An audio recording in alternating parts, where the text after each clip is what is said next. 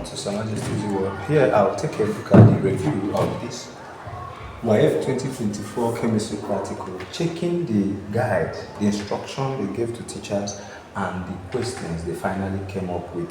So I'm here for science, not to show that I am this or that. We just want to see the truth so that our students will be put right, or that teachers will not be confused next time.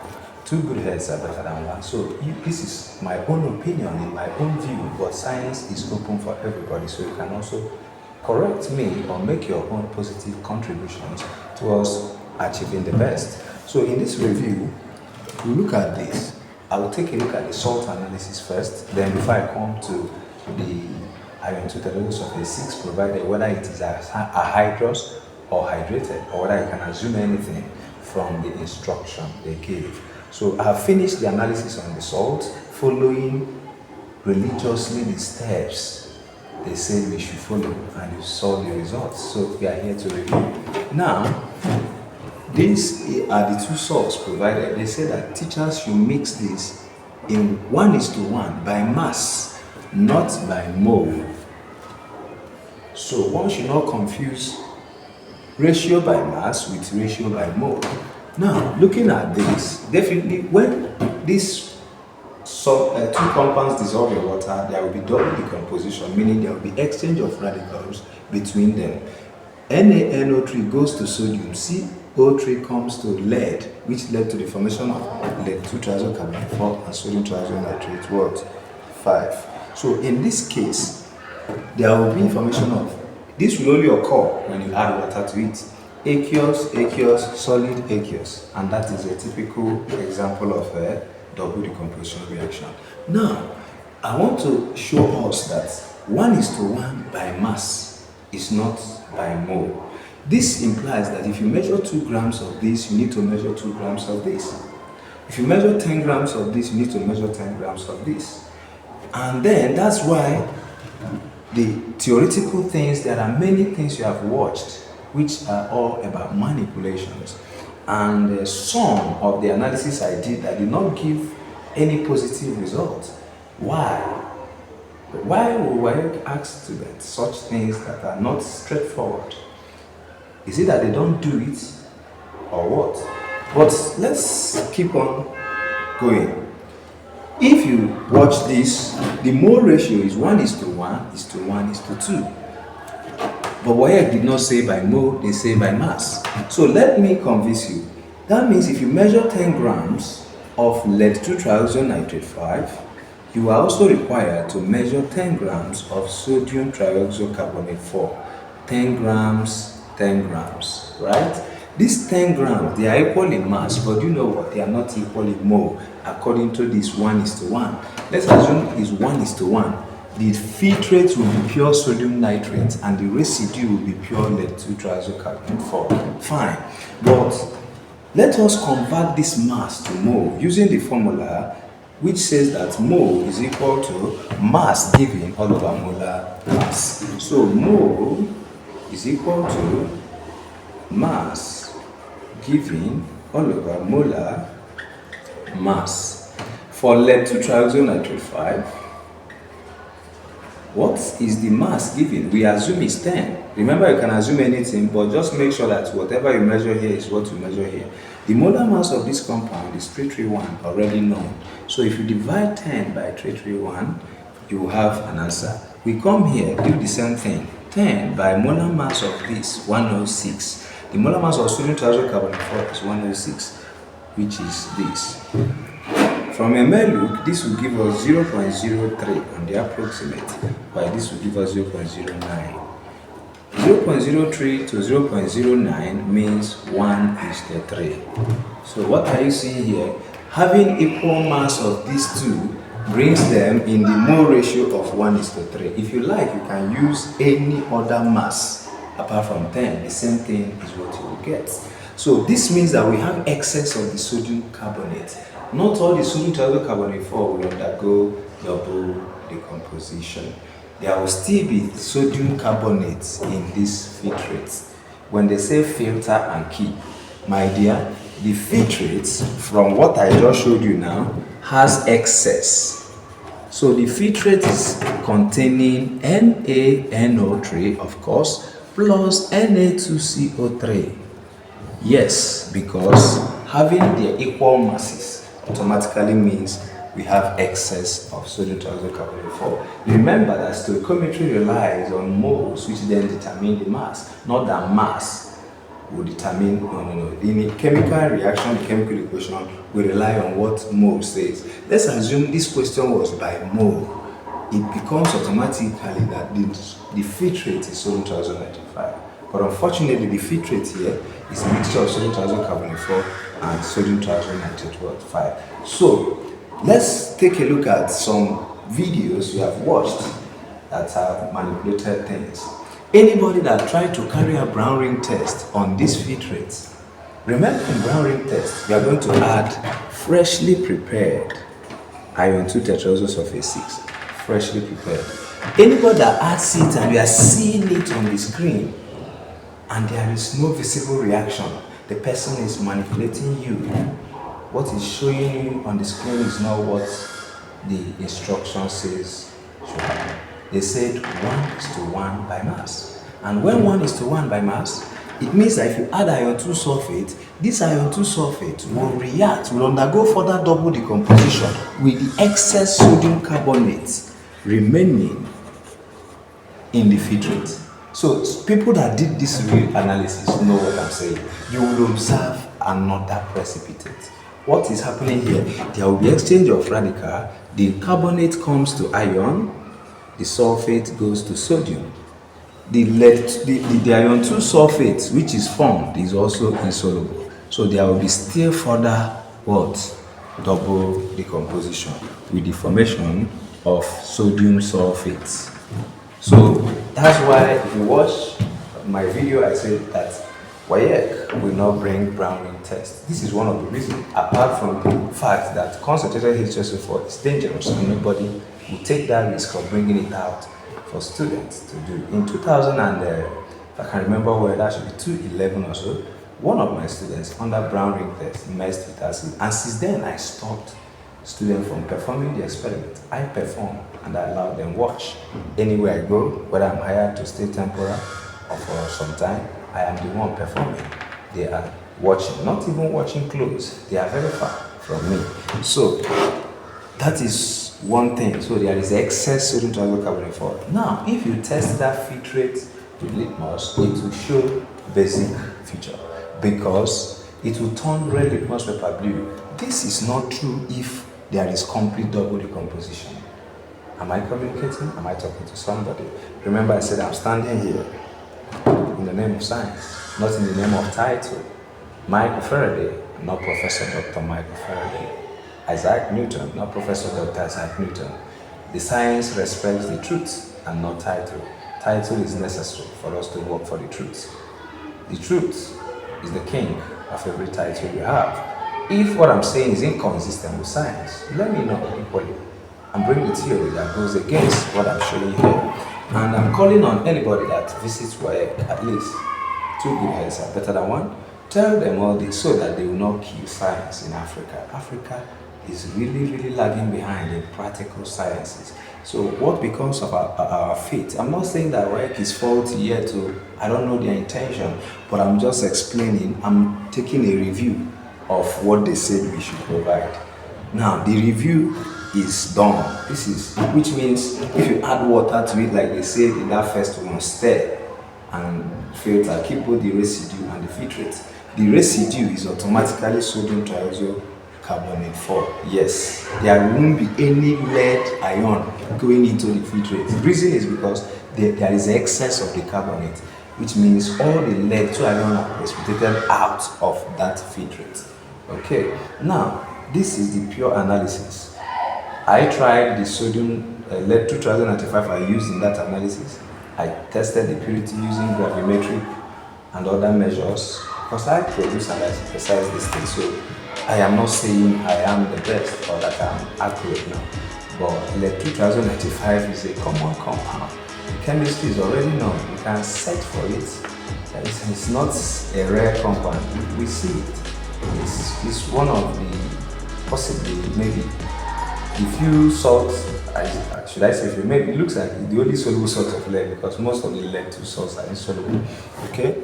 Now, coming to that practical now, from the question they ask, this is what we will get on adding water and keeping. So our filtrate should be a mixture of NaNO3 and sodium triazocarbonate 4, and our residue will be, so residue according to them, all things being equal, will be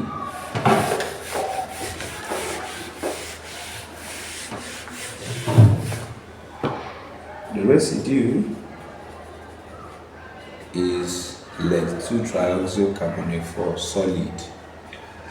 Filtrates, I'm repeating, practically, not what we assume, is actually sodium, is a mixture also, plus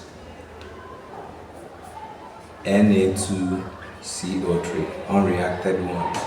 Now, the first thing they told students to do is to bring 2 cm cube of this, put in a boiling tube,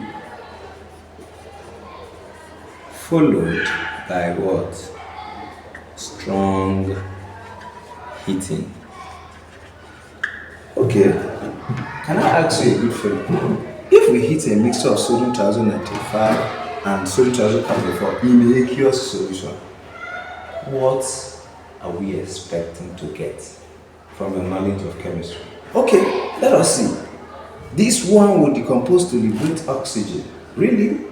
Can this just happen by heating the aqueous solution and it will decompose? Remember, it is aqueous. Okay, CO2 is released from the decomposition of sodium triazocarbonate 4. Sodium triazocarbonate 4 is one of the stable carbonates. It is stable to heat. Sodium triazonate decomposes with difficulty at high temperature, around 300 degrees. Is this what students will achieve in the hall? The aqueous solution is what they say we should heat.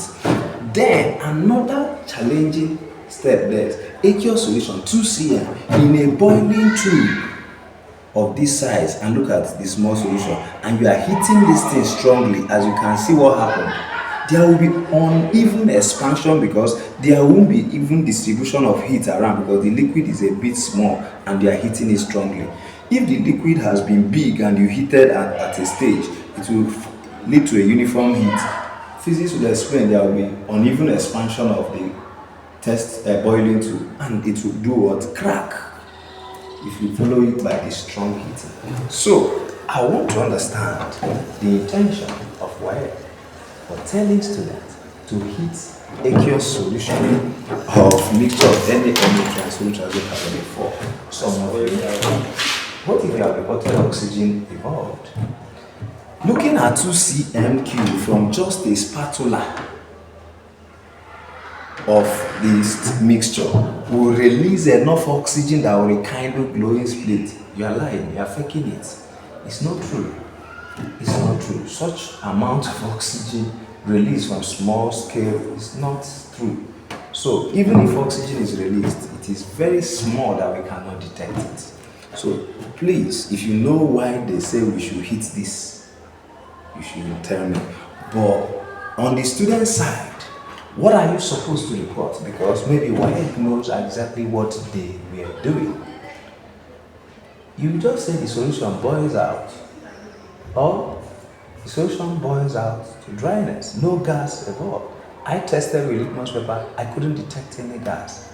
Possibly, if your own test tube was ready to crack, you say the test tube crack on stronger heating.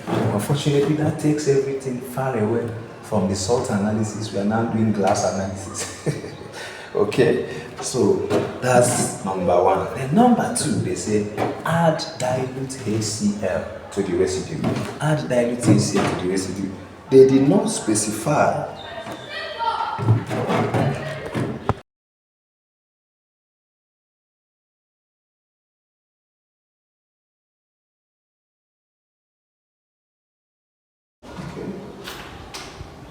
I think I have to do without the microphone. The battery is down, so let me go on without the microphone. Let me increase my volume. Now, the next step is that the same way asked the student to dissolve the residue in dilute HCl. Look at the residue. Lead 2 trioxycarbon 4 plus what? HCl. Fine. What will happen? This is aqueous. This is solid. As we all know, acids attack trioxycarbon 4 to liberate colorless, odorless gas, which turns lime water milky. But I tell you what, the amount of CO2 released from this small half spatula, because they say you should divide it into 2, is not enough to turn lime water milky to be visible enough in reality. Why am I doing this review? We should try to do the real practical, not. Remember, teachers are not to directly or indirectly let the student know of these instructions.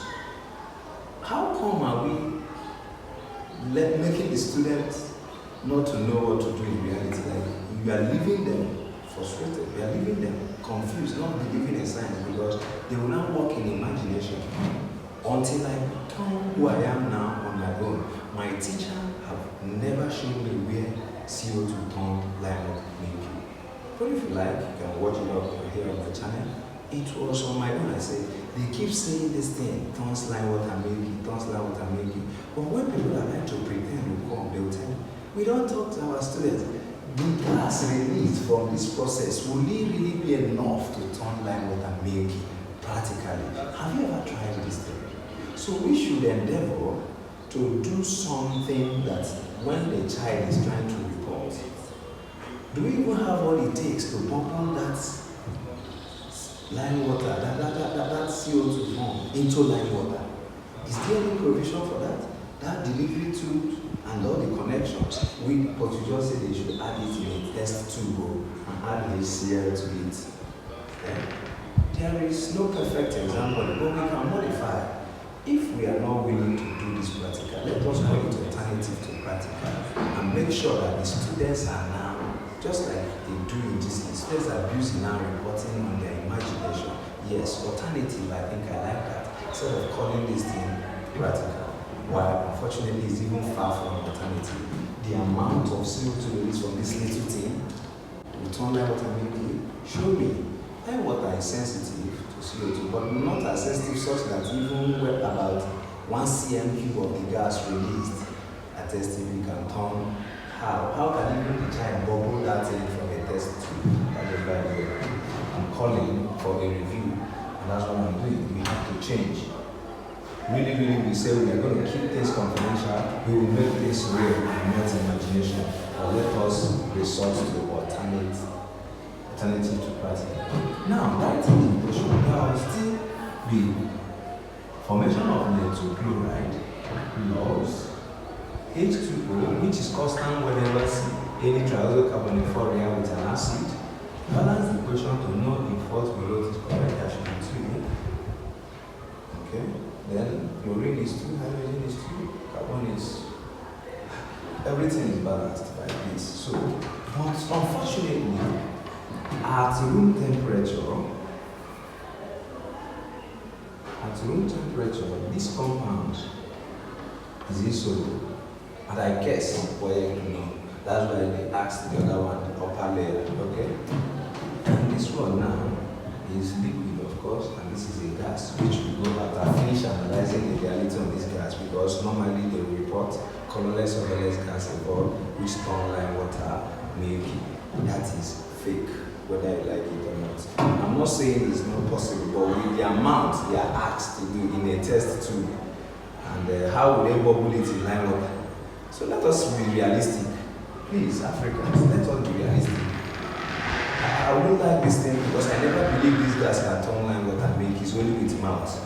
Until I grow and will start. One of the things that prompted me creating this channel to know if we can alleviate Africa, especially in the field of science. Okay? Now, notwithstanding, they said, the second question said, tap the clear layer. They did not say hit this though. Just say tap the clear layer. The little I can check. We are working with half of a spatula full for each student. After that's mixture of two salts, the filtrate has gone out to reducing the mass, and we are talking about low solubility. I think at 20 degrees, the solubility of this compound in water is about 0.991 per 100 cm3. So how much of this will be able to dissolve in the water formed alongside during this process?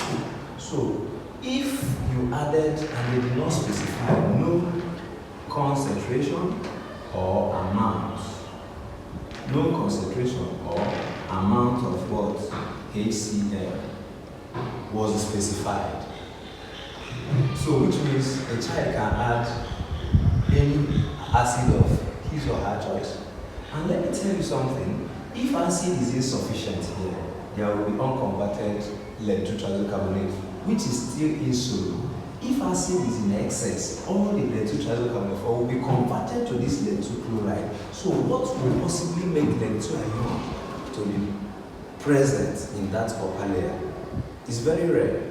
The solubility in HCl is sparingly soluble in HCl.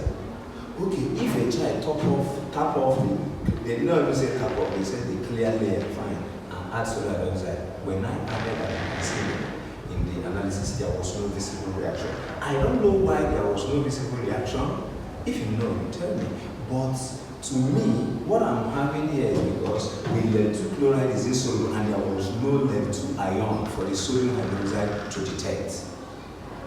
Okay, if some of them dissolved in HCl, some of the excess HCl the child might have used will consume the base, proceeding to neutralization reaction. That is, you now see HCl plus sodium hydroxide to give you salt and water. So, no. If you are close to this exam, please, I don't know. I'm not saying this, you come fighting me. I'm saying this for science. Light is light, no matter how you try to cover it. And science is open for everybody. That's why I decided to do one. They don't say God have called you to be a scientist. It's open for everybody. When you have the truth, we listen to you.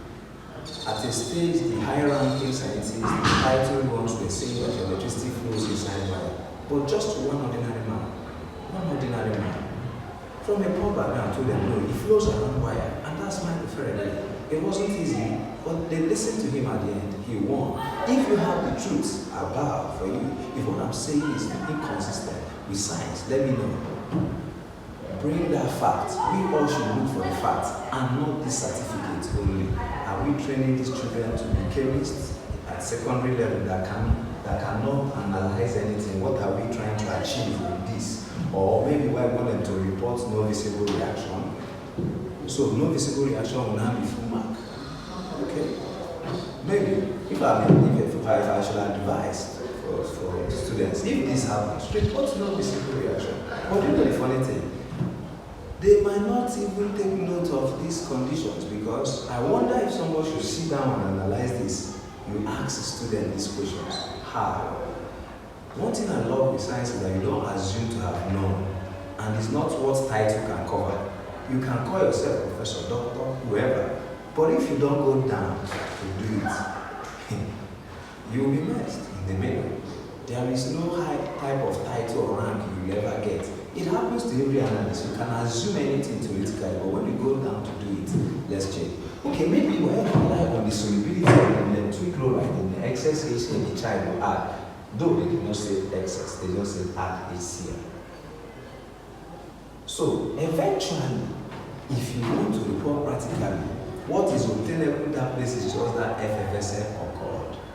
Of course, if effervescent occurred, gas is involved. But saying the gas don't like what I'm making is fake, because the amount of gas here is not enough to turn like what I'm making. How can even a child collect it? Then, telling students to add sodium hydroxide to the upper clear layer is creating chance for many possible reports. The strength of the sodium hydroxide used and the strength of the dilute, because dilute is dilute. I usually use a molar solution as my bench reagent if I'm doing analysis. Remember, dilute solutions, these bench reagents are not standard solutions. So, which one do you want? Which strength are you saying we should use? They should specify the strength of the acid, the dilute base that should be used in this case if we are aiming towards a positive result. So these are, if you review, the same thing happens in aqueous ammonia, whereby your results will now rely on imagination, and you tell me that if a child did not hear this thing from his or her teacher, that he will do well. Let us be truthful to ourselves. And before you know it, they will carry this one and say you have committed crime. Like what they brought, I saw them that this one is confidential. If it is confidential, make it real and possible, otherwise make it alternative to practical. That is my appeal. Science is science. They should modify more, do this analysis before they will bring it out. Then, coming to iron 2 sulfate, where it said 5.5 grams FeSO4, that was the formula.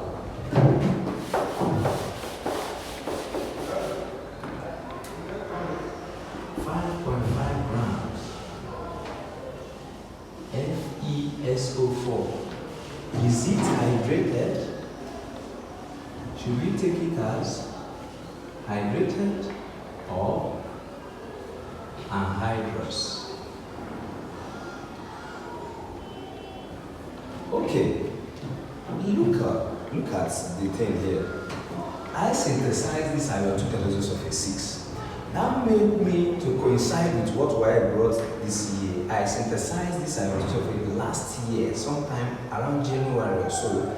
After recovering the salt by crystallization, there are some left uncrystallized. I decided to say, what if I want to know this, the amount left in the solution without crystallizing? I resorted to standardizing it using KMNO4. That's how, after the standardizing, I decided to make a separate video and recorded it and uploaded it. It happened that there's a GC that ran with it. Now I came and ran with it. So what am I trying to say? It's just like this lead nitrate also. I know, I try my possible best to apply science. So I do synthesize them a little I can. So what am I trying to say? Let us start from what we know already, coming to this one now, 5.5 gram FeSO4. Now, if the common form of a compound is usually red and the white is red, do you know that whenever you say this compound, maybe this particular what do you call it, duster is a compound. If you say duster and the common one that is rapid is red, do you know what you mean is red? If you want that rare one that is not found normal, that this thing occur in nature as red, that you are the one that will modify it to white. If you need the white one, you just say white, you must put it. But when you just say this duster, people will go and pick red because it occurs naturally as red. There is what we call default setting. If you don't bring any setting, any system takes that default. The default of iron 2 sulfate is pentahydrate, is hydrated already. And we don't find their hydros naturally. You are the one that will prepare their hydros from the hydrated by heating it. But why? Is even that water oxidation that makes it become pure green? Let me keep it that way. Okay, let us come to copper tetrasulfate 6. Tell yourself the truth. If somebody just tell you copper 2 tetrasulfate 6, CuSO4, even without putting the dot 5H2O, what's the color? Blue. Because that's the natural way. Then if they tell you test for water, do we say copper tetrasulfate 6? No, we say anhydrous copper 2 tetrasulfate 6. When we need it anhydrous, we must specify. But anytime you say copper 2 tetrasulfate 6 without putting anhydrous, whether you write the formula or you write it in words or you put dot 5H2O, you mean dehydrated because it's a blue crystal. If you go outside and ask a child what's the color of copper 2 sulfate, don't even put it pentahydrate. Is automatically blue, and that's even what you teach your child. So some people assume because they did not put water oxidation that this becomes a hydrous. No, it's not true. If they write FeSO4, whether they put it hydrated or not, since there is not hydrous there, it means hydrated. The question now is how many molecules of water oxidation will be there? For you to get this, you need to heat it close to 88 or 100. I don't know the temperature. And it's even possible that it's going to be unstable, that the iron 2 sulfate and hydrogen, it will revert, absorb some moisture. It's is unstable. So the most common and stable form of any compound is what is assumed unless you specify otherwise. That's the reality. Even in 2019, right, they brought sodium thiosulfate, which always is a pentahydrate. They didn't mention whether it's pentahydrate, they just named sodium sulfate. But I worked on the normal situation of what it is. Default setting of any compound is what we assume until they specify the specialty. For example, if a compound can occur that is naturally anhydrous and hydrated, like washing soda, why are they specify? That's when, if they don't specify, where you can see the hydrated and hydrous is common. If they don't specify, you take it as a hydrous, like Na2CO3, because it's available, it's possible. We can find it naturally. We can recrystallize. We can use evaporation to dryness to get it because it's stable. So immediately they write it this way, it means a hydrous. If they want it hydrated, they will put it or whatever. But as far as this sulfate is concerned, writing it this way automatically shows it's hydrated. If it is not hydrated, they will specify it, say, anhydrous. But no problem. Thank God I told the people I was guiding that the endpoint wouldn't even be a problem. The endpoint wouldn't be a problem. They will give a wider range of the sulfate, as I predicted, and I was very correct, such that even if you are using 10, using 18, it will accommodate everybody. So, coming to using 0.02 as the strength of KMNO for instance 0.01, WAEC is not wrong there at all. They have the right to put any concentration they like in the question paper. Remember, the work of the child is to work with what he sees. But my own argument is that if we call this thing practical, let it be practical. Let us not live in theoretical things. And you see teachers